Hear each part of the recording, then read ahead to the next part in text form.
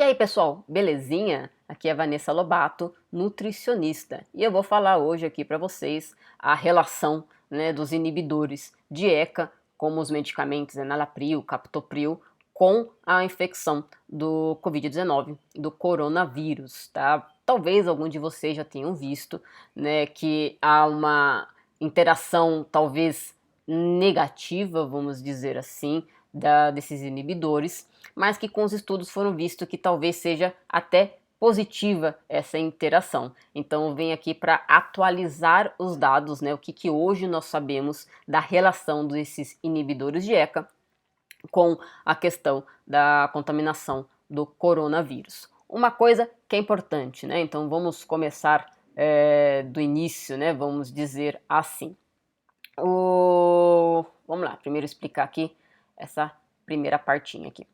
O coronavírus, ele precisa se conectar a uma enzima para entrar no nosso corpo, e foi visto que assim como a SARS-CoV-1, que é aquela lá de 2003, 2004, se ligava à ECA2, enzima conversora de angiotensina do tipo 2, para entrar no nosso corpo e assim liberar o RNA para dentro do nosso corpo e começar a causar essa infecção. Então, foi visto, que é preciso ter essa interação. E aí que vem a relação dos inibidores de ECA, de quem precisa tomar esse tipo de medicamento. Por quê? Qual que é a questão?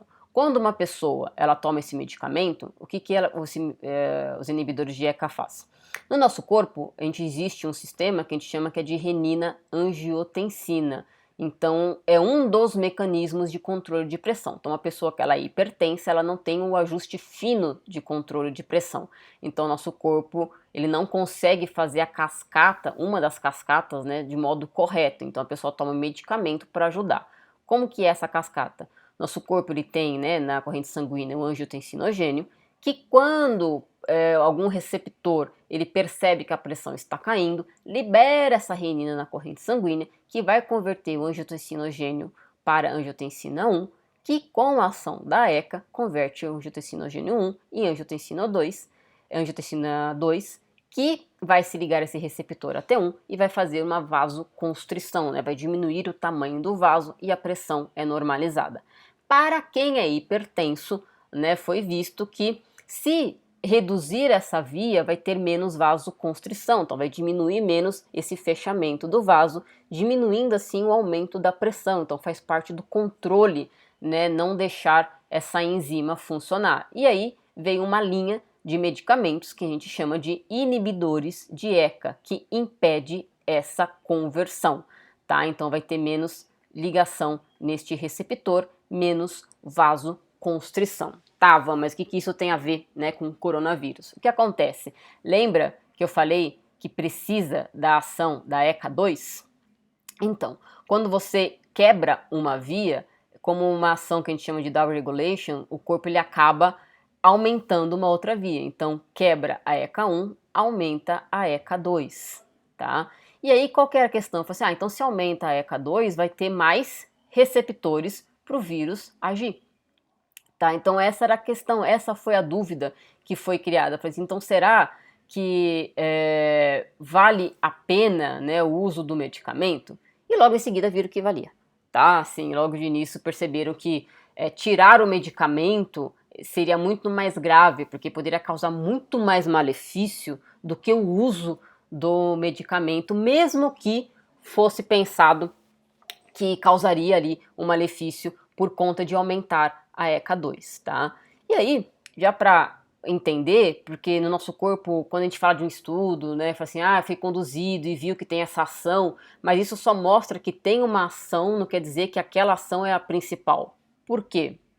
Porque o legal é que os estudos foram demonstrando que sim, acontece isso, Você acaba aumentando a ECA2, ECA2 é o receptor que pode causar então maior infecção, porque você vai ter mais receptores.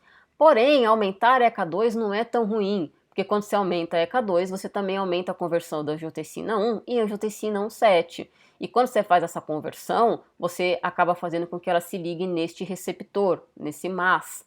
E esse receptor, ele tem uma ação anti-inflamatória, ele gera um processo, né, de proteção para o nosso organismo. Então, apesar, né, da ECA2 ser o receptor ligado pelo vírus, ela também é responsável por essa conversão, consequentemente, vai fazer uma ação protetiva ao nosso organismo, né? Por isso que tem que ver o sistema como um todo. Ah, Van, então eu tenho que tomar agora captopril e enalapril? Não, não quer dizer que você tem que tomar o medicamento. Quer dizer que agora existe uma linha de pesquisa, né, que estudam a possibilidade de, após a infecção, ter que usar inibidores de ECA, ou você pode talvez modular pela alimentação, né, consumindo inibidores de ECA, tá?